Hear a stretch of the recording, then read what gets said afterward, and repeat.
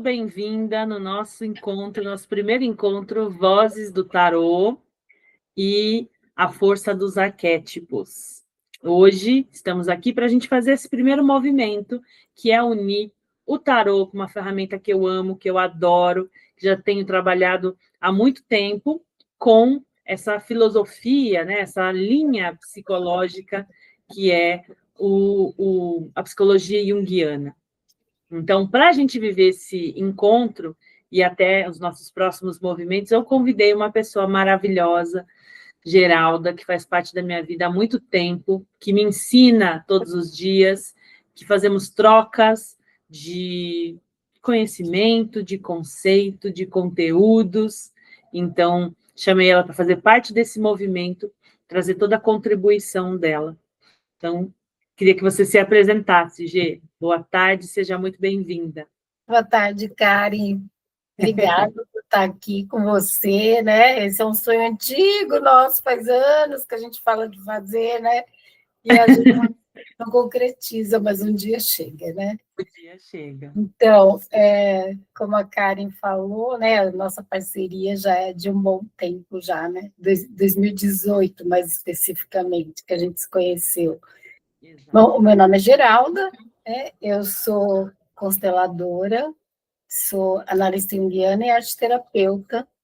Antes disso, eu fui professora de português, diretora de escola, né? Me aposentei e resolvi ir para a área das terapias, né? E estamos aí no caminho. Maravilhosa. Ô, Gê, conta um pouco para a gente como que você encontrou o tarô na sua jornada. Olha, assim, é uma coisa meio engraçada quando eu penso, né? Porque os oráculos, em geral, faz tanto parte da vida da gente, que, assim, quando eu estava no fundamental, que na minha época, gente, vou dar pinta da idade aqui, na minha época chamava ginásio. Sim. A gente, eu e as meninas, a gente tinha um grupo de meninas, eram 7, olha o número. Olha. E a gente, assim, adorava brincar com tarô e até o baralho comum mesmo. A gente pesquisava ali, comprava revista e tirava uma para outra e tal. E era uma coisa assim que era muito visto de uma forma descontraída. A gente não levava a sério como ferramenta. Depois, quando eu fiquei mais velha, lá pelos 30 anos, eu comecei a ler mãos. Gente, eu peguei um livro, comecei a estudar, comecei a ler. Eu fiquei abismada com o tanto que eu acertava. Uma vez o cara deu a mão para mim, olhei assim aquela linha da vida interrompida, falei para ele assim: moço, o senhor já sofreu algum acidente? Ele falou para mim: sofri 8. No último, eu quase morri. Nossa, eu me deu um baque. Eu falei: nossa! E aí eu parei, né? Porque as pessoas começaram a querer me dar dinheiro, e aí, assim, para mim aquilo não era sério, né? Principalmente porque a gente vem de uma sociedade muito cristalizada no cristianismo, né? E a religião, ela fala, opa, isso daí é errado, né? Isso daí é pecado, né? Então a gente meio que brincava com isso. Mas aí isso foi fortalecendo, né, em mim. Tanto que eu sempre li cartas com outras pessoas, né? Eu sempre busquei pessoas que lessem para mim e tal, e achava incrível como que as mulheres acertavam, né? As cartomantes acertavam, nossa! E aí eu encontrei você, né? Lá em 2018, eu já tinha me aposentado, já estava lá na Casarauá, e eu achei tão incrível a sua mandala terapêutica, né? O seu tarô terapêutico, aquilo eu não conhecia ainda, porque tarô para mim era só adivinhação até então. E daí eu percebi que aquilo era autoconhecimento. Aí no ano seguinte eu estava lá fazendo o curso de tarô com você, né? Maravilhosa! Lá para cá a gente só foi se aperfeiçoando, né, no tema. E aí eu fui estudar o Jung, né? Porque uma coisa sempre leva a outra, né? O Jung sempre falou bem do tarô, né? O tarô para ele é um trabalho com arquétipos. A gente vai falar sobre isso mais para frente. Lindo, linda a sua jornada, né, gente? Você vê que a questão do simbolismo, a simbologia, a sincronicidade sempre teve presente na sua vida, né? Alinhadíssima. Coisa boa, coisa linda. Bom, vou aproveitar para me apresentar rapidinho. Eu sou a Karen Oliveira. Muita gente vai me conhecer como Cris, e tá tudo bem, fiquem à vontade. Trabalho já com tarô e astrologia desde 2017, né? Astrologia um pouquinho adiante, mas em 2017 foi esse encontro profissional com o tarô. Mas a minha primeira relação com o tarô começou aos meus 11 anos de idade, foi quase que uma carta de Hogwarts, chegando na minha casa. Todo ano, uma tia, que é minha madrinha, ela fazia aquela caixa de, como fala, quando a gente vai dar embora, de doação, né? De livros e revistas, coisas que estavam perdidas ali pela casa dela, coisa que ela foi comprando ao longo do ano. E aí, sempre nas férias do Natal, vinha aquela caixa lotada de livros e revistas e coisas aleatórias que ela não queria mais. Na minha casa, eu gostava muito de ler, mas os meus pais não tinham esse costume, né? E então, cada vez que chegava essa box, era uma alegria, né? Uma euforia. Então, eu abria, tirava uma por uma daquelas revistas e ficava enlouquecida e fascinada. E você vê que coisa, né? Muita gente, muitas meninas, mulheres hoje em dia, né, contam que as suas primeiras conexões assim com moda foi a sua relação com revista. Mas eu nunca tive esse olhar. Eu olhava para as revistas não com um olhar de moda, sempre com esse olhar filosófico. Então, eu me interessava por temas diferentes, coisas que falavam sobre a morte, coisas que falavam sobre relacionamentos, né? Eu sempre tinha essa visão mais emocional da vida. E a minha tia também tinha essa pegada esotérica, então tinham muitas revistinhas de João Bidu. Eu lembro, também li bastante sobre Bidu. Almanaque dos signos, várias coisas. Eu comprava. E aí eu sempre me interessava por esses assuntos, era isso que me chamava atenção, até que eu lembro que quando eu tinha uns 11 anos veio uma box dessa e uma das revistinhas vinha acompanhada com cartinhas. E ali foi a primeira conexão que eu tive com o tarô. Aquilo me chamou a atenção, tinha uma pequena uma introdução ali, né, indicando, ensinando como é que fazia para poder jogar aquelas cartinhas, e aquilo virou, nossa, o meu tesouro, né? Então, eu levava para a escola e compartilhava com as amigas, e brincava muito, sempre nessa visão do brincar, né?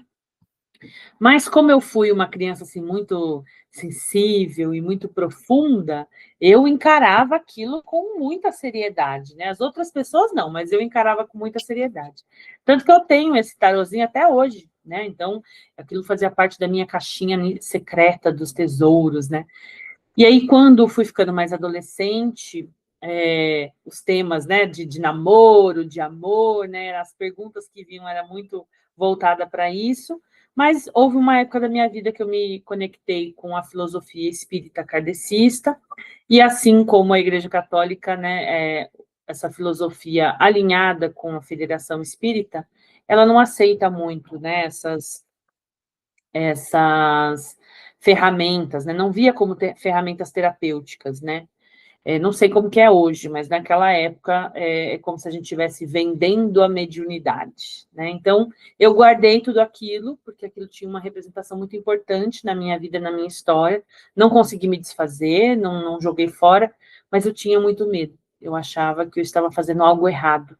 E ficou por anos guardado, até que eu vim morar sozinha, uma fase de renovação da minha vida, e aquilo voltou com tudo, principalmente, né, diante de situações difíceis. Eu fiz ali a minha conexão, pedindo auxílio, ajuda, apoio, uma luz criativa para me auxiliar, né, financeiramente, e eu tive um sonho que eu trabalhava com tarô. E ali, no dia seguinte... Foi uma história. Foi, Gê. E aí, no dia seguinte, eu acordei com uma certeza absoluta que era aquilo.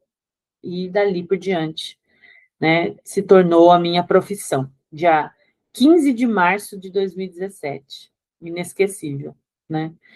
Então, foi assim que eu me conectei com o tarô de forma profissional. De lá para cá, já são quase 10 anos, né? Daqui a pouco está fazendo 10 anos nesse movimento. E aí, nada melhor do que comemorar essa fase, né, com essa nossa partilha aqui, né? Unir essa visão de tarô, porque desde sempre o tarô, para mim, não tinha essa pegada de adivinhação, ele tinha esse olhar de explicar a vida, né? E agora a gente vai usar, de fato, conhecimento, bagagem, arcabouço, né, para poder entender o tarô como essa ferramenta de autoconhecimento mesmo, para viver melhor a nossa vida. Isso. Que lindo! Vamos, vamos, Legal, vamos. que história legal, cara. Nossa, incrível. Muito bom, né? Eu também fico muito feliz com É. essa história. Ô, Gê, e me conta uma coisa, entendendo melhor, né, qual que é a proposta do nosso videocast aqui, me conta, você que tem uma vivência maior, já atende, né, como analista junguiana, já atendeu também como tarô e tudo mais, você acha que faz sentido unir a ferramenta do tarô com esse olhar junguiano? Sua visão Total, profissional. total, cara, e faz total sentido, porque de vez em quando eu esqueço, chamo de Cris, né? Tá Porque tudo bem. e ela como Cris, conheci você como Cris, mas, cara, é um nome muito bonito, eu gosto bastante. Faz total sentido, né? Porque o tarô, ele traz imagens, né? E traz uma jornada, né? Eu lembro que eu aprendi com você, eu lembro quando você colocava a jornada da dor, a jornada do prazer. Eu não lembro todas as jornadas agora, mas eu lembro que você mostrava essa jornada. Isso, para mim, foi impressionante, né? E o Jung fala isso, né? As imagens, quando você escolhe ali o tarô, ela é uma imagem do inconsciente, por isso que bate tanto com o que a gente pensa, né? Por isso que a gente fica tão maravilhado. Nossa, tal, mas se você pensar bem, não tem muito segredo, porque o inconsciente, ele é muito sábio. Ele sabe o que você precisa saber. Então, ele traz as respostas. Então, é aquela história, né? Às vezes a pessoa. Aconteceu muito comigo a vida inteira. As pessoas, às vezes, vinham me pedir conselho. Não sei porquê, né? Eu lembro de uma amiga que ela estava namorando um cara muito mais jovem e veio me pedir conselho. E eu falei para ela: se joga. Ela falou: eu sabia que você ia falar isso. Não devia ter pedido conselho para você. Eu falei para ela: você veio pedir conselho para mim exatamente porque você queria essa resposta. Então, o tarô é a mesma coisa. Você vai perguntar ali e ele vai te responder. Às vezes você não quer ver, né? Mas ele vai te responder. Porque as imagens, elas são escolhidas pelo teu inconsciente, né? Isso acontece na terapia, né? Obviamente, eu não trabalho com tarô com todas as clientes que eu atendo, porque nem todas têm essa abertura, mas a maioria tem. Elas já me procuram para isso mesmo. E às vezes a gente termina a sessão com uma cartinha. E olha, a cartinha faz uma síntese assim da sessão de uma forma incrível. Então, se a pessoa tinha alguma dúvida, a carta falou. É muito interessante, né? E o Jung explica bastante isso. Ele vai explicar quando ele vai falar de arquétipo, né? Daqui a pouco a gente fala de arquétipo. Ai, que delícia. Que bom saber que essa conexão, né, tarô e essa visão simbólica junguiana, ela realmente se conversa. Você sabe que quando eu comecei a trabalhar com o tarô, devido a esse medo de estar vendendo a minha mediunidade, né? Então eu focava muito nisso. Eu pensava assim, eu não quero saber se a imagem que eu estou trazendo, a informação que eu estou trazendo, vai prever o futuro da cliente. Eu quero me conectar com o símbolo, e a partir desse símbolo eu quero trazer informações para ela. Foi assim que eu pensei num primeiro movimento. E aí, eu ganhei de presente de uma amiga o tarô de Osho. né? Logo que eu estava aprendendo a trabalhar com o tarô do White. E foi muito especial, porque o Osho, ele vai denominar de tarô Zen de Osho, né? Então ele vem trazendo toda a simbologia da filosofia Zen, que ele foram seguidores do Osho, né? Então, eles trazem muitos símbolos e vão falando sobre a filosofia de vida a partir desses símbolos. Então, ali, eu aprendi a lidar com a simbologia. E aí, depois, eu volto para o tarot tradicional de White com esse mesmo padrão. Então, eu desenvolvi essa forma de lidar terapeuticamente antes de entender e de saber que existia toda a filosofia junguiana. Quando eu conheço essa filosofia, aí para mim tudo se encaixa. Aí eu falo, cara, eu já estava no campo, eu já sabia intuitivamente de tudo isso que o Jung estudou, decodificou e colocou dentro de uma coletânea, né, analisando profissional e profundamente. Eu, de alguma maneira, já estava conectada com isso. Então, para mim faz muito sentido, e quando você traz esse seu relato, eu tenho a certeza que eu estava indo pelo caminho certo, ainda que eu não soubesse nomear. Certeza, desde que eu comecei a estudar o Jung, eu lembrava muito das suas tiragens, né? Lembro que você está sempre tirando para a gente todo ano, né? Faço a mandala com você. E o seu olhar já é junguiano, porque, na verdade, pelo seu conhecimento, pelos seus estudos, você já assimilou, mesmo sem se aprofundar na psicologia analítica, você já traz o olhar do arquétipo, né, do inconsciente. Isso é fantástico na sua forma de trabalho, é incrível, porque aí o tarô deixa de ser divinatório, né? Ele pode até ter a possibilidade, né? Porque o futuro não está pronto, né? Ele traz possibilidades, mas não é nada. Isso aqui vai acontecer, aquilo ali vai acontecer. Eu nunca consegui acreditar nisso, né? Porque senão a gente não teria livre-arbítrio, né? Agora, nessa questão de que, nossa, eu lembro, vou dar um exemplo claro. Primeira mandala que você leu para mim em 2018, que eu nunca mais esqueci. Tiramos uma carta, não lembro em que posição, que era aquela carta que fala do leão que foi criado como ovelha. E você falou para mim, você passou a sua vida se adaptando. Meu, quase chorei aquele dia. Porque, nossa, era muito real. Aí eu falei, caramba, né? Toda a raiva ali que o leão representaria, tal, né? E a ovelha, que é esse arquétipo do ser bom, né? Inclusive, ela é ligada a Cristo, né? Porque Cristo é a ovelha que se deu em imolação para salvar a nossa alma, tal, né? E o leão não é esse tipo, né? Ele é mais guerreiro e tal, né? Então, esse lado meu estava totalmente reprimido, porque eu estava tentando ser ovelha a vida inteira. Olha que autoconhecimento profundo que traz, meu, que fantástico isso. Gê, perfeita a sua fala, né? Você trouxe seu exemplo, né? Prático, como foi que aconteceu, e a questão de ser divinatório ou terapêutico, né? Muita gente, quando chega no tarô, sente esse chamado para o tarô, e aí fica nessa dúvida, né? Será que eu vou me conectar com o tarô divinatório ou terapêutico? Ou, às vezes, nem sabe dizer que tem essas duas possibilidades, né? E, claro, o tarô ele é muito democrático e cada pessoa vai se conectar com ele de uma maneira, por uma caminhada, e acho que todas são válidas, existem também necessidade para tudo, né? Mas o tarô é muito conhecido desse lugar divinatório, né?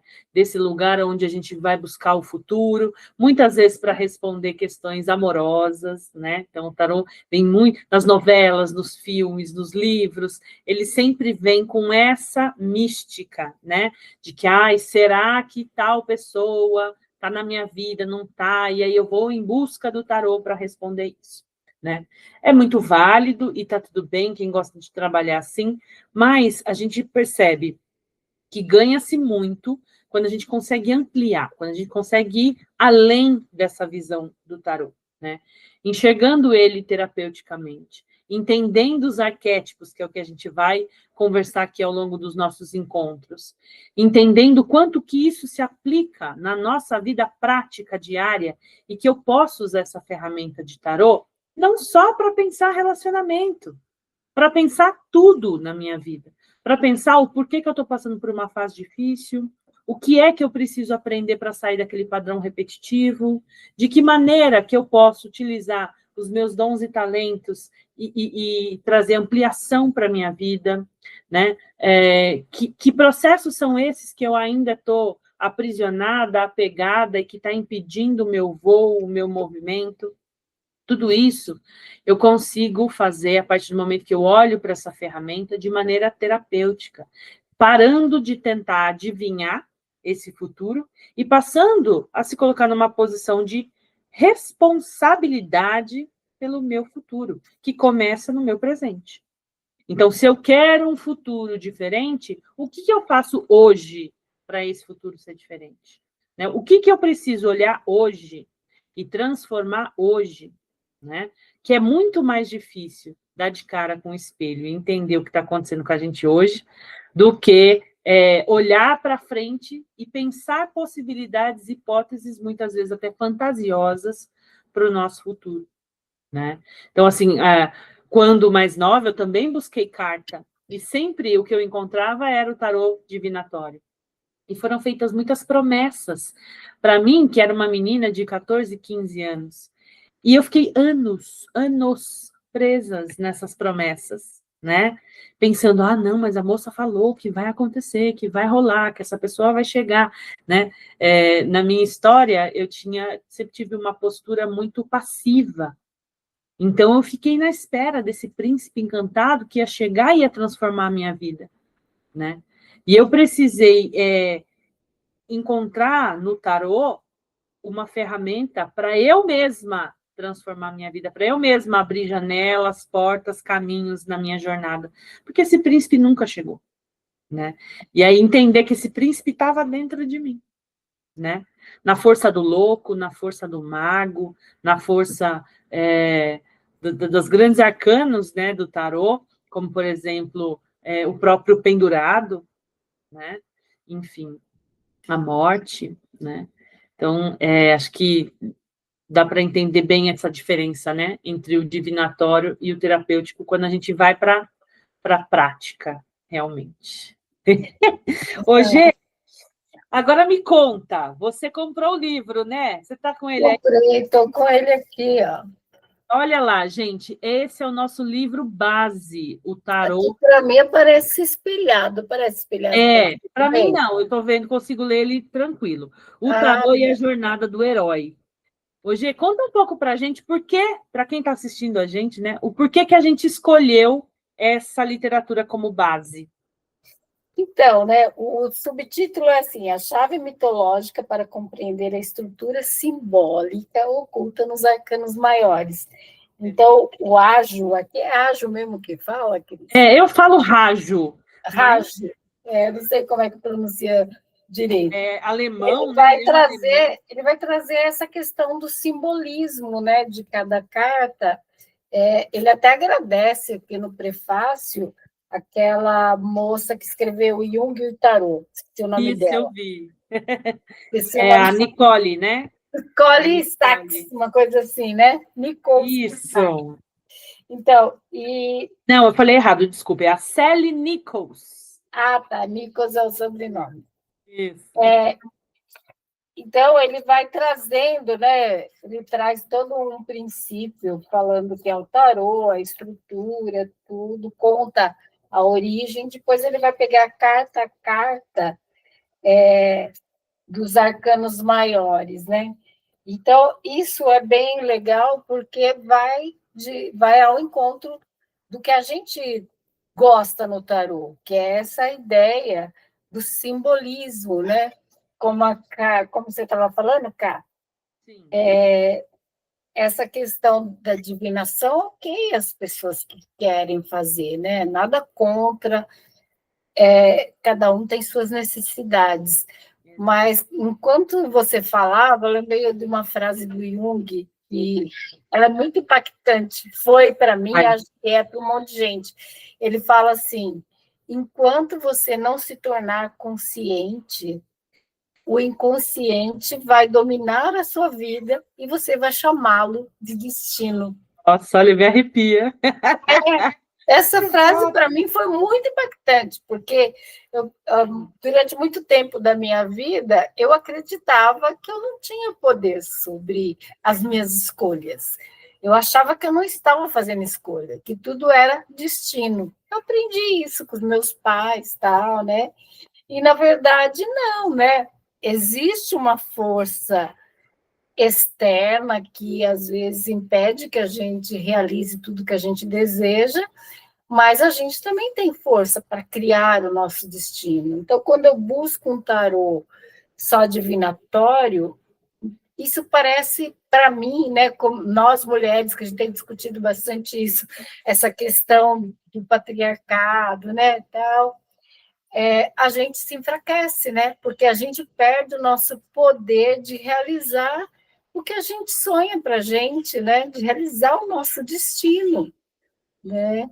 Eu lembro de fui viajar uma vez na Semana Santa, em 2023, e choveu para caramba, e era uma excursão, né? Então tinha um monte de gente e eu tinha levado o tarô do Osho. Feliz. Eu falei, quem vai tirar o tarô? Achei que ninguém ia querer. Tirei o tarô para 12 pessoas. Uau! Adoro. E olha o que eu achei incrível nessa tiragem. As mulheres sentavam, queriam saber de relacionamento, e os homens queriam saber de trabalho, carreira.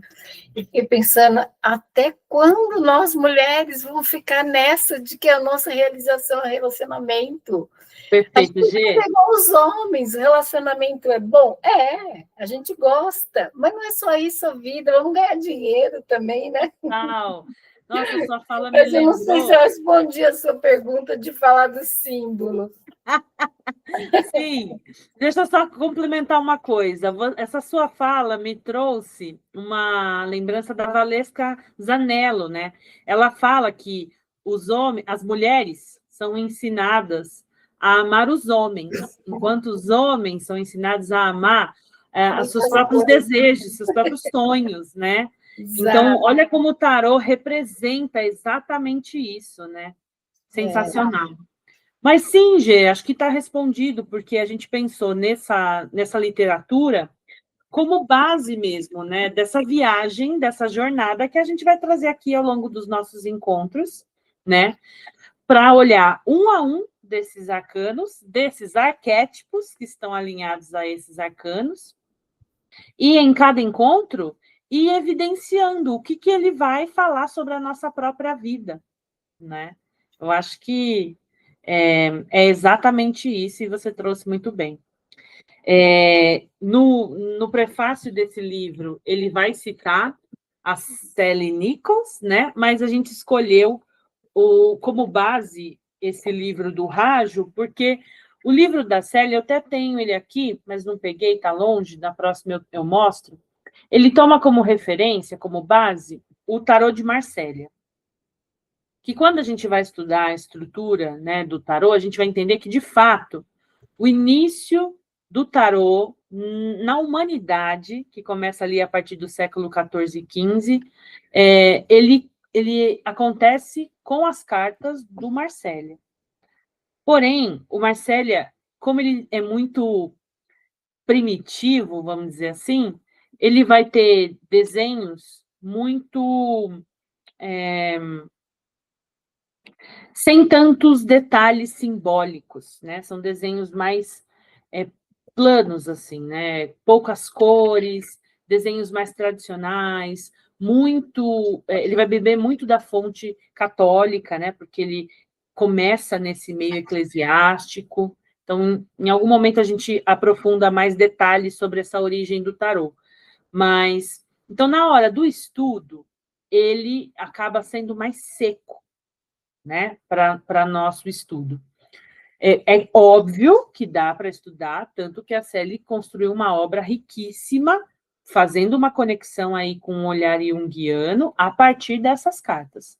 Mas aqui, como a gente está em busca, né, de um público, de uma audiência que está começando a estudar tarô e que quer, né, se conectar com esse tarô de forma mais fluida, mais fácil, trazendo para a vida prática, a gente vai começar bebendo da fonte do White, com os desenhos da Pamela maravilhosa, que quem faz a pintura, né, para ele. E aí depois, num outro momento, quem sabe a gente chega lá no tarô de Marcélia e nessa referência, nessa base que a Sally Nichols deixa para a gente. Então, por isso, escolhemos esse livro aqui. Eu queria falar um pouquinho, né, bem rapidamente, sobre o Raju. Eu chamo de Raju Banzef, mas, assim, eu não sei exatamente como é a pronúncia, né, porque ele é um alemão, então talvez esteja... Então é Raju mesmo, se ele é alemão, o tomara. H onde é. E, assim, não tem muita informação sobre ele, viu, gente? O Raju, ele fez muitos livros, mas quando você vai pesquisar, eu até achei que ele tinha um instituto, sei lá, alguma coisa assim, né, mais profunda, falando sobre ele, e não tem. A gente tem divulgado a literatura dele grandemente, mas sobre a vida dele, os detalhes da vida dele, não tem quase nada. O que a gente sabe é que ele foi um astrólogo, né, óbvio, e um especialista em tarô, muito conhecido na Alemanha. Ele é um taurino, nascido no dia 15 de maio de 1949, numa cidade que eu não vou saber falar o nome. E depois de estudar psicologia e trabalhar por 12 anos num barco, eu achei, assim, informações super aleatórias, mas, ao mesmo tempo, acho que se conectam super. Porque, pensa, eu já imaginei o mapa astral dele, Gê. Trabalhou 12 anos num barco, tem peixes e tem Netuno super forte aí nesse mapa. O taurino gosta tanto de terra firme. Terra, exatamente. E aí, 12 anos num barco. Eu falei, gente, ele devia ter muita energia pisciana nesse mapa. E, com certeza, por isso, conversou muito com a psicologia, com a astrologia e com o tarô. Morreu cedo, né? Morreu cedo, né? Ele foi um escritor e organizador de todo esse conteúdo. Começou lá em 83 a escrever, né? E fez vários livros assim super conhecidos, como As Chaves do Tarô, o Tarô de Crowley, né? Palavras-chaves, o livro do Tarô, esse que a gente vai ler, que é o Tarô e a Viagem do Herói, Manual do Tarô, Guia Completo do Tarô, As Chaves do Tarô, e fez alguns de astrologia também, tá? Então, ele foi super conhecido. E, como diz a Geralda, morreu super cedo, né? Aqui eu tenho que a morte dele aconteceu em Munique, 11 de fevereiro de 2009, né? Então, assim, vou dizer para vocês, eu tenho estudado tarô há muito tempo, e, para mim, ele é a grande referência. Todo o meu conteúdo, todo o meu curso sempre foi construído em cima dos livros do Raju, né? Porque eu sempre gostei desse olhar dele que mistura tarô com astrologia e também com essa visão simbólica, mitologia, e hoje entendo que tudo isso é um arcabouço também da psicologia analítica junguiana, né? Então, hoje tenho essa visão mais ampla, consigo compreender melhor porque que ele sempre conversou muito com a minha alma. Enfim, esse é o que a gente sabe sobre o Raju, né? Acho que seria interessante alguém conseguir aprofundar aí, porque deve ter coisas incríveis. Assim como o Jung, né? Quando você entra na vida do Jung, tem um zilhão de coisas ali, né? Que explicam e contextualizam o porquê que ele construiu, como que ele construiu toda essa teoria maravilhosa. Com certeza o Raju também deve ter, né? Pena que a gente não consegue acessar.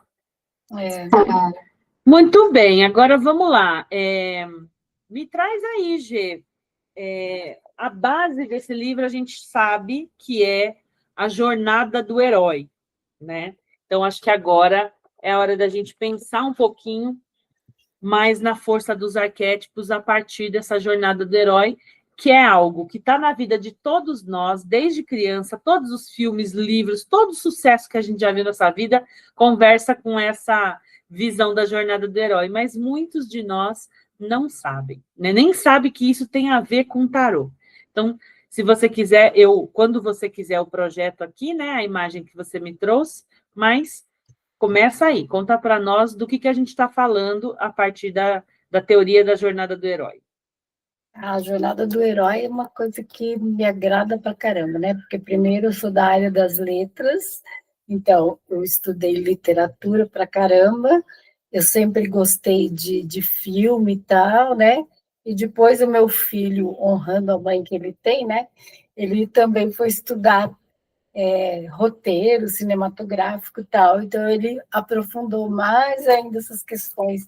A gente discutia muito em casa sobre essa questão da jornada do herói. E aí, interessante que foi o Jung que trouxe essa questão da jornada do herói, mostrando que o caminho que nós fazemos na vida é uma jornada heróica, né? Eu lembro que quando a professora Malena Contreira, maravilhosa, uma pessoa que eu gosto muito, ensinou para a gente, né, numa aula sobre a jornada do herói, né? E depois o Campbell, ele, no livro O Herói de Mil Faces, ele vai pegando toda a literatura, a mitologia, e ele cria lá os 12 passos do herói, mas ele pegou isso do Jung, e a Malena mostrou para a gente, e todo mundo ficou achando que aquilo era alheio. Até que ela falou, gente, não, os heróis somos nós somos os heróis que fazemos essa jornada, e olha só, na ficção, o herói faz essa jornada, que ela é circular, né? É como se fosse um relógio com 12 passos, tal, uma vez, né? A gente faz muitas vezes ao longo da vida, né? É Então, verdade. é herói e heroína pra caramba, né? Porque pensa na dificuldade que é você mudar algum aspecto da vida. E é disso que o Jung fala quando ele fala da jornada do herói, né? Ele fala que ao longo da vida, às vezes você está ali no inconsciente. Ele fala que a primeira metade da vida, nossa, é a metade que você vai fazer aquilo para o mundo exterior. Então, assim, é quando a maioria estuda, depois casa, depois tem filhos, né? Com algumas exceções, o pessoal faz isso. E daí tem a segunda metade da vida, que aí os filhos casam, saem de casa, e aí os adultos ficam lá e falam: o que eu faço agora? Outra jornada do herói, né? E aí que às vezes a pessoa começa a olhar para si, né? Outros já olham para si desde de novinhos. Ultimamente as pessoas têm olhado mais para si mais cedo, né?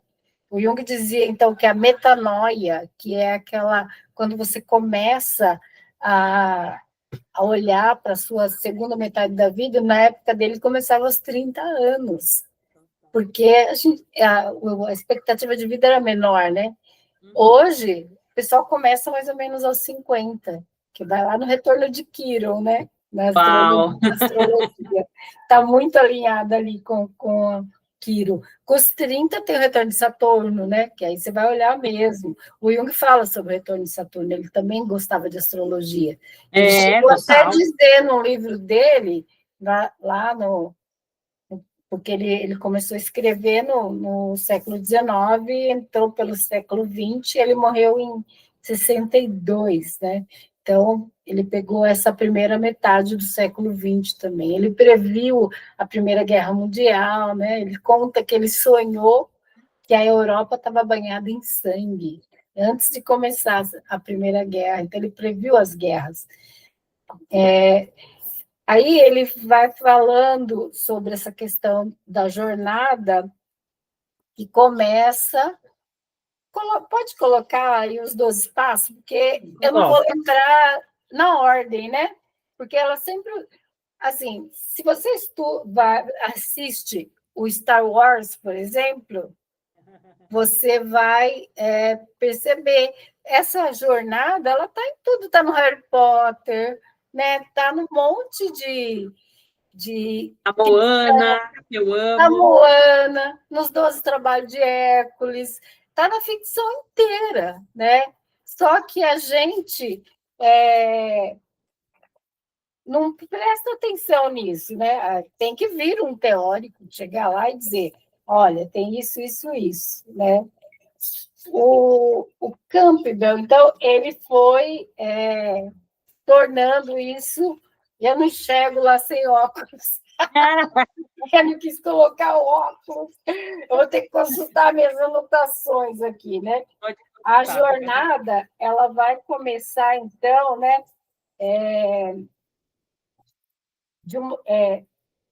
Na perspectiva junguiana, ela vai trazer muita transformação. Então, se você pensar em qualquer narrativa, vamos pensar numa narrativa comum. Lembra um conto aí, Cris? Um filme que você goste? Filme, na Moana.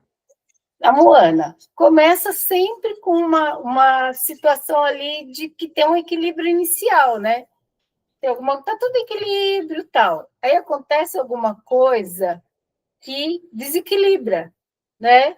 E a pessoa tem que ir buscar a solução, que é quando a Moana sai, né? Vai buscar lá ela vai buscar o colar da terra, né? Se eu me lembro. Começa com a avó contando esse desequilíbrio, né? Que vem aquele Deus que muda de forma e rouba o coração da deusa. Ali começa um desequilíbrio. E logo na sequência você descobre que a Moana é a escolhida para reequilibrar isso. Pois é. E aí, no início, né, ela nega. Todo herói no início, porque a gente quer ficar na zona de conforto. Ai, por que eu tenho que fazer essa mudança? Exatamente. Ai, não, por que eu? Por que eu? Mas não tem jeito, né? Esse é um chamado, e aí a pessoa tem que ir, né? No começo ela nega, mas depois ela vai lá e faz, né? Que é uma busca, né? Cadê minha ordem aqui? Não está na ordem. Cadê o 2? Recusa a procrastinação, né? No começo tem a recusa. Aí o que acontece? Aparece um mentor, que na Moana é aquele deus Maui, né? Que chama? É a avó. É a avó dela, né? É a avó. Caramba, eu assisti tanto tempo que eu não lembro mais. Precisamos assistir novamente. Verdade. A avó ancestral. Ancestral. Ainda viva no começo da história, né? Isso que é bonito na Moana, né? Que tem essa coisa da ancestralidade. Eu estou lembrando do 2 que assisti esse ano. O 1 eu assistia há mais tempo. Precisava assistir de novo. Mas tem o mentor. O que o mentor vai fazer? Vai dizer, você não pode recusar, não. Isso é seu. Você vai ter que ir. E aí a pessoa vai, né? A heroína vai, né? No caso, a avó dela morre e no leito de morte fala para ela, Moana, vai. Você tem que encontrar o Maui e falar para ele que ele é obrigado a resolver isso. Aí, quando ela faz a travessia e encontra ele com muita briga, ele se torna um aliado dela, né? Então, aí vai fazendo essa caminhada, né? Aí tem as aventuras, o perigo, tem que enfrentar o perigo, né? E aí, geralmente, quando tem o perigo, aparece um auxílio, aí vem a vontade de desistir, mas tem alguém que te empurra para caramba, você vai ter que fazer, né? Tal. No caso da Moana, ela tem que buscar lá o coração para trazer o equilíbrio para a terra, né? Porque chega uma hora que eles tentam resolver e a deusa está muito raivosa e destrói o cajado dele, né? Ele tem uma ferramenta. E aí, quando a deusa destrói, ele abandona a Moana, ele vai embora e deixa ela sozinha. Aí ela fala: eu não vou contar, eu não vou conseguir resolver. E aí, a mentora, que é a avó, aparece de novo e fala: olha, se você quiser ir embora, tudo bem. Mas se você quiser, você pode, você consegue, né? E aí é quando ela tenta de novo. Acho que é ali a aprovação suprema, né? Ela ultrapassa. Se você pensar bem na jornada do herói, pegar o Harry Potter, o que acontece com o Harry Potter? Ele já começa a jornada do herói dele tendo perdido os pais. Normalmente, na jornada do herói, todo o apoio do herói some, porque ele precisa passar por aquilo sozinho. Né? A jornada é dele, não tem como. Daí ele vai para Hogwarts, ele tem o apoio lá do Hagrid, depois do Dumbledore. Dumbledore. Uhum. E aí todo mundo que é apoio dele morre, gente, dá uma raiva. Nossa, dá muita raiva! O Dumbledore morre, né? Então você Os fica, Sirius, caramba! morre. O Sirius morre. Até o de Virges morre no final. Ai, que tristeza! Então, porque a jornada do herói é solitária, né? Ela precisa ser feita pela pessoa. E a gente, se a gente trazer, deixa eu olhar de perto aqui. Depois, aí tem lá, né? Olha só, se a gente olhar ali, o status quo, né? Está lá no equilíbrio. Aí tem o chamado para aventura. Não é bem aventura, na verdade, né? É um chamado para uma situação complicada ali, né? Aí, porque a aventura vai ser essa loucura, né? Coisa assim, ai, não sou eu, não é para mim, não vou, né? Tal.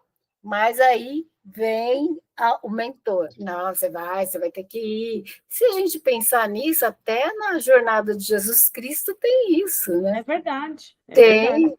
Depois, ó, aí tem a primeira travessia, né? Que ele vai atravessar ali uma situação difícil e tal.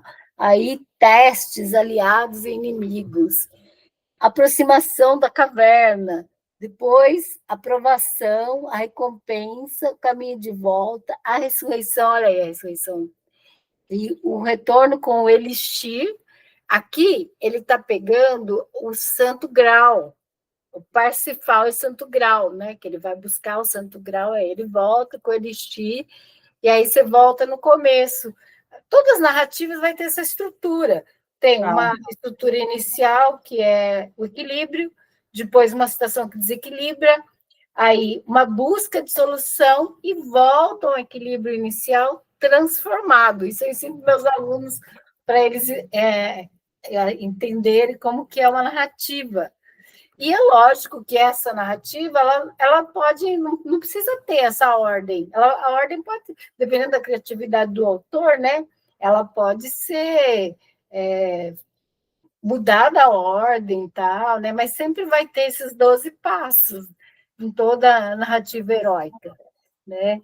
Agora, como que isso se aplica à nossa vida? Como? Não, você falando aqui que sempre o herói ele perde o apoio, como no caso do Harry Potter perdeu os pais, né? Porque ele precisa encontrar esse poder e ferramenta dentro dele mesmo. Cara, isso já explode a minha cabeça, porque o que eu mais percebo, né, nos meus atendimentos, sejam de tarô, sejam de astrologia, ou até as jornadas terapêuticas que eu faço com o livro Mulheres que Correm com os Lobos, o que aparece com muita intensidade é a sensação de solidão, né? E às vezes eu fico me perguntando, isso tem a ver com o momento atual, com a modernidade que a gente vive, porque a gente se sente muito sozinho, a vida parece pesada demais e que a gente nunca tem alguém para nos ajudar. Mesmo que a pessoa esteja casada, tenha filhos, tenha rede de apoio, ela ainda assim sente solidão, uma extrema solidão e uma sensação de incapacidade de dar conta de tudo que a vida propõe. Quando a gente olha para isso, fica claro que faz parte do processo sentir a solidão, porque é só assim que a gente consegue entrar em contato com esses recursos internos, né? Não é uma loucura isso? Pensar sobre isso? Gente, explodi a cabeça aqui já. É muito legal, porque se você pensar, isso acontece dos tempos que a gente se conhece, né, cá, desde 2018 para cá, quantas vezes a gente já não fez essa jornada, né, que a gente compartilhou uma com a outra, tal, praticamente todo ano a gente faz, né? Em assuntos diferentes, né? Às vezes é no campo afetivo, exato. Às vezes no campo da saúde, às vezes no campo financeiro, né? Projetos profissionais, enfim. Exato. Isso que é interessante nesse livro, porque ele vai mostrar o tarô como essa jornada. E que na prática você já mostrava, né? Você mostrava o tarô como uma jornada, a jornada do louco, né? Daí tem a jornada do mago, né? A jornada, se a gente pensar, são vários tipos de jornada ali, né? Eu lembro que você colocou a jornada da dor, a jornada... Eu não lembro dessas jornadas agora. Sim, sim. Mas eu achei tão incrível olhar o tarô por essa perspectiva e acho isso muito legal.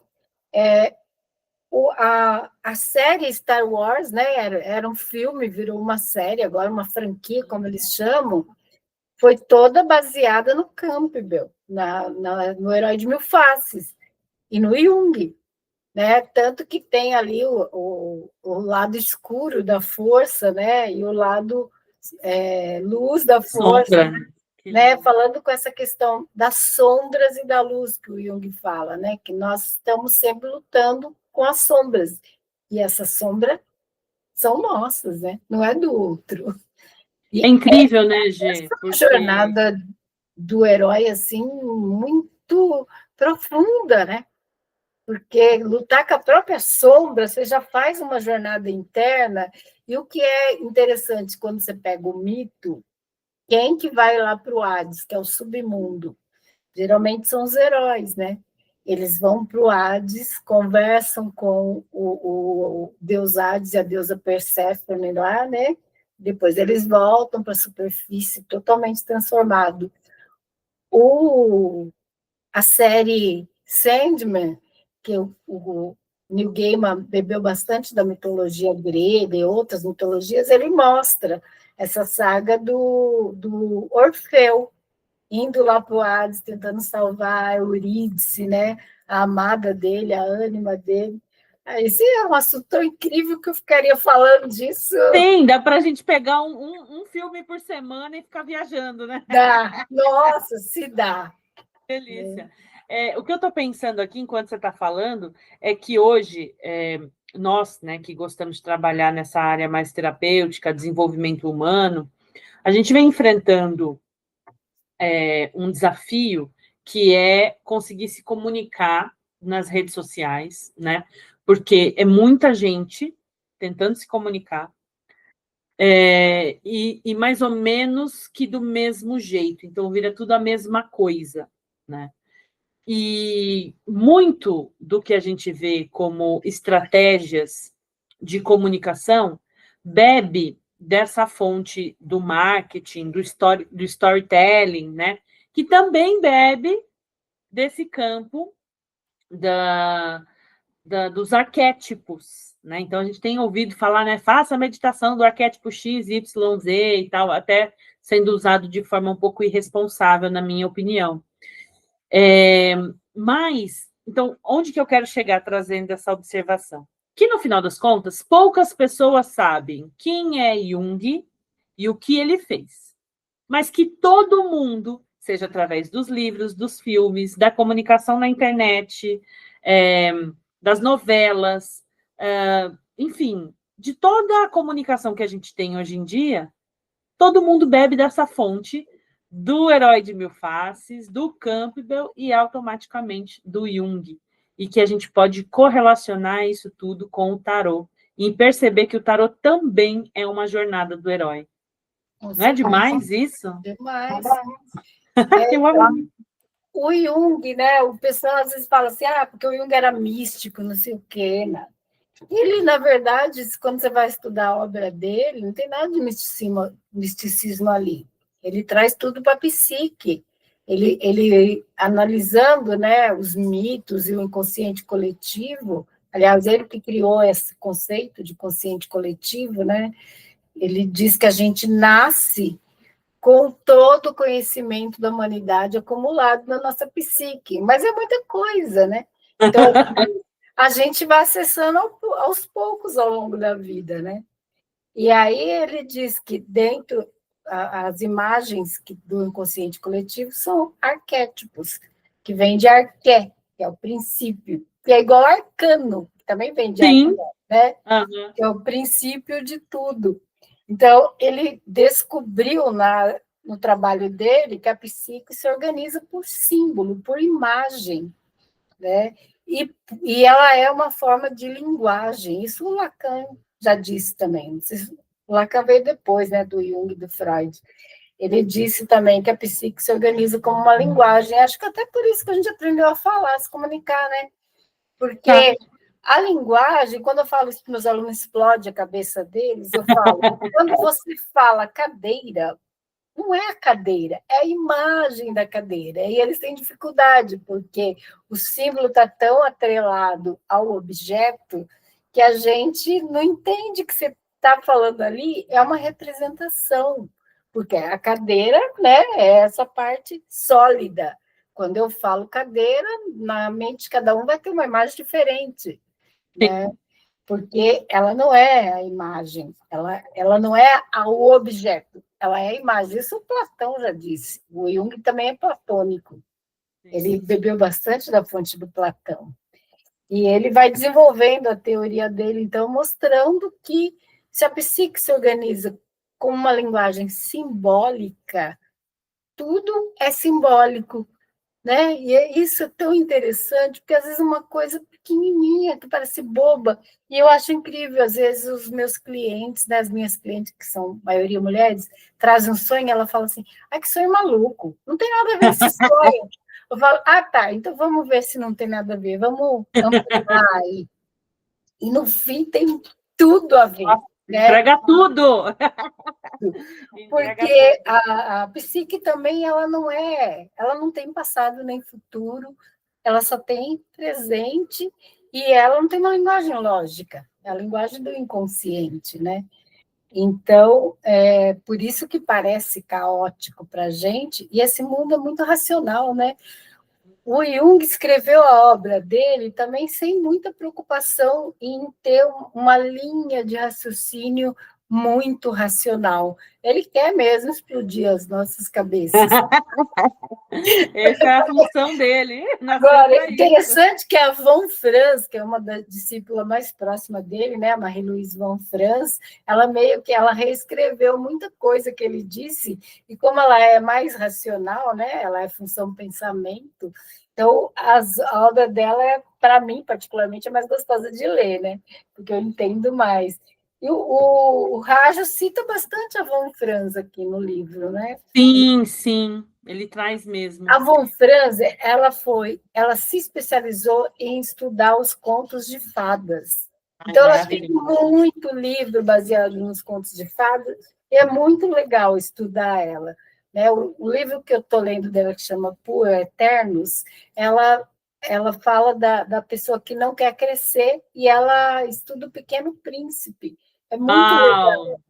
muito legal Sensacional. para a gente entender. Bom, gente, e Jung é uma coisa assim, né? Eu lia antes já, mas eu comecei a estudar há pouco tempo, e eu penso assim, é uma vida inteira é pouca para você estudar. É. Vou precisar de mais umas vidas aí para estudar. Ai, que delícia. Ô, Gê, eu quero trazer citar, né, uma frase do livro. Gente, eu tenho o livro impresso assim, tá? Mas é o mesmo que a Gê, ela tem numa edição mais nova, né? Logo no começo, mas eu achei que era da Von Franz, mas não é. É uma frase da Emma Jung, é a esposa A dele, né? Eva é a esposa. Eu amei essa frase.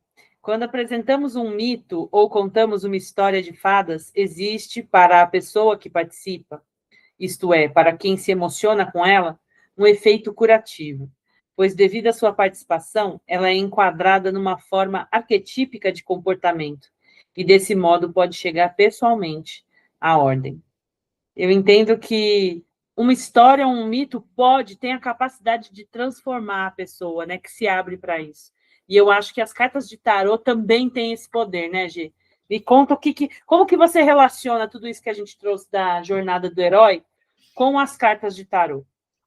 Então, eu pensando bem, né, tudo que a gente falou, acho que quando a pessoa vai lá buscar o tarô, ela está buscando esse autoconhecimento, mesmo que ela não tenha muita certeza disso, né? Então, talvez ela queira aí um mentor para a jornada do herói dela, né? Ela está meio perdida ali, que caminho que eu vou? Eu preciso de um mentor. E aí você entra, né, para o conhecimento aí, né, tal.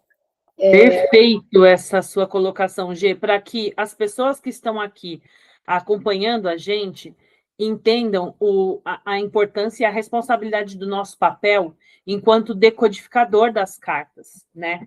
Porque, querendo ou não, a pessoa que está sentada ali na nossa frente, em busca desse mentor, ela é a responsável pela vida dela, mas a capacidade de traduzir aqueles sentimentos a partir daquelas imagens fica de nossa corresponsabilidade, né?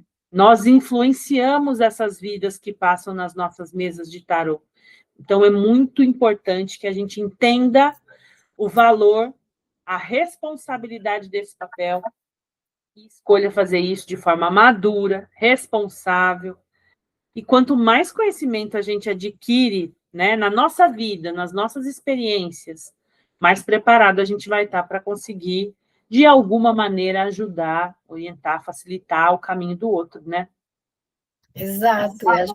Lembrando que você mesmo falou, né? Que quando você era mocinha, que você lia o tarô, as pessoas diziam que um dia você ia encontrar um príncipe encantado, mas o príncipe encantado era o seu lado masculino que já estava em você mesmo, né? Então, você precisava Ariana que sou, se encontrar com ele, mas é em você, não fora de você, né?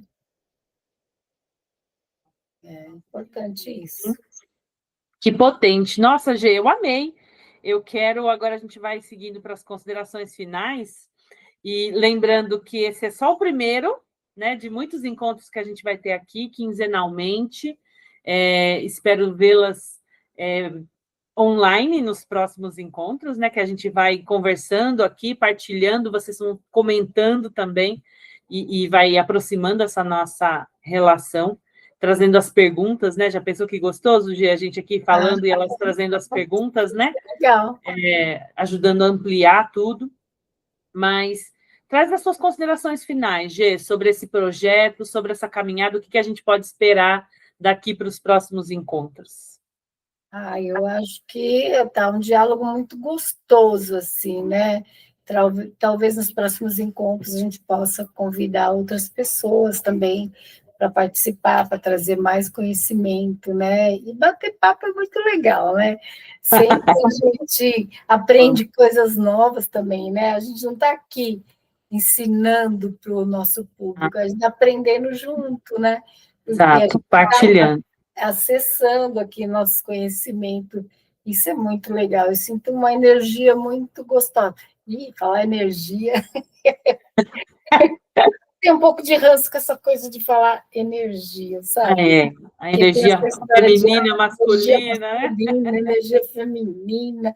Mas vamos pensar como energia psíquica. Estamos botando bastante energia psíquica nesse trabalho, né? De uma forma bem gostosa e bem com temas que a gente gosta bastante e que, como já falei, né, poderíamos ficar, sabe aqueles podcasts que dura 12 horas, 15 horas, que as pessoas saem para comer e fazer xixi? Um dia a gente faz um desse, uma maratona. Isso, uma maratona, quem sabe? É muito legal. Obrigada por ter me convidado para participar, eu adorei. Eu também amei. Essa ideia já estava aqui já faz tempo, já acho que desde o começo do ano eu já tinha pensado sobre isso, e eu queria muito conseguir falar, né, sobre o tarô com essa visão mais sólida, né, com essa bagagem. Eu falei, cara, sozinho não vou conseguir fazer isso, eu preciso encontrar alguém que tenha essa bagagem toda, né, que tenha essa autoridade também para falar sobre tudo isso, e desde sempre você veio na minha cabeça. Mas esse ano foi um ano de muitos movimentos, né? Você voltou da aula, enfim. Mas a hora certa chegou. Estamos aqui, e que seja uma jornada linda, com muitos encontros e com muito florescimento. Eu sinto que vai vir muito mais coisa depois disso aqui. Esse aqui é só o primeiro passo, só o começo. Estamos juntas. Estamos juntas, amadas. Gratidão, você que assistiu a gente até aqui. Comenta aqui embaixo, conta o que dessa conversa toda tocou você. Se você já conhecia essa visão do tarô, se você já trabalha com o tarô, com essa conversa mais terapêutica, enfim. Conta aqui essa história pra gente. Como que o tarô chegou na sua vida, a gente vai adorar saber, tá bom? Um beijo e gratidão. Beijo. Beijo, Cá. Tchau. Beijo, gente.